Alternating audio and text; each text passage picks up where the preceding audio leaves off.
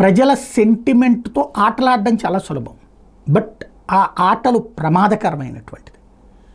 Especially Tirupati Tirumala వ్యవహారంలో వార్త రాసేవాళ్ళు కానీ, వ్యాఖ్యానించేవాళ్ళు కానీ, అట్లాగే రాజకీయంగా మాట్లాడుకునేవాళ్ళు కానీ ఒక్కటే గుర్తుపెట్టుకోవాలి, భగవంతుడు ఒక పరీక్ష పెట్టాడు. అది పార్టీలకి పరీక్ష పెట్టాడు, ప్రజలకి పరీక్ష పెట్టాడు, భక్తుడికి పరీక్ష పెట్టాడు, మీడియాకి పరీక్ష పెట్టాడు. ఈ టైంలో మనం బాధ్యతాయుతంగా మాట్లాడాల్సిన సందర్భం. ఏమిటది? లడ్డూకులో అపవిత్రం చేసిన వాడిని ఎవ్వరం కాపాడాల్సిన పని లేదు. అపవిత్రం జరిగి ఉన్నా, లేదంటే కనుక అందులో కల్తీ చేస్తే చట్ట ప్రకారం నేరం.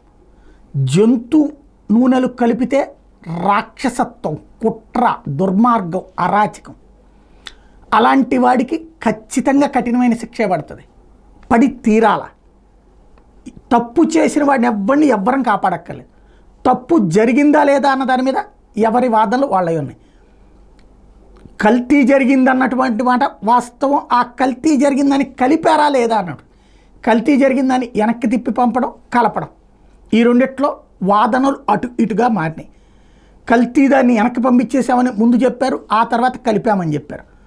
అదే సందర్భంలో అందులో దాన్ని ఏమంటారు, వెజిటబుల్ ఫ్యాట్ ఉంది, వనస్పతి కలిసిందని మొదట చెప్పారు, తర్వాత జంతు వ్యర్థాలని రెండో దఫా చెప్పారు. ఈ రెండిట్లో ఏది నిజం అన్నటువంటిది తేలడం ఒక ఎత్తు.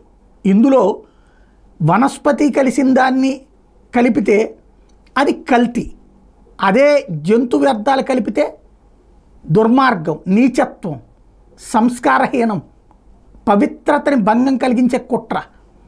ఇది వాస్తవం.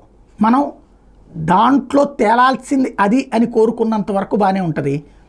అలా కాకుండా ఎవరికి తోచిన వాదనలతో వాళ్ళు ఎవరికి ఏ నాయకుడు నచ్చుతాడో ఆ నాయకుడికి అనుగుణంగా వాదనలు వినిపించుకోవడం ద్వారా మన వ్యవస్థలకి మనం అపచారం చేయొద్దు.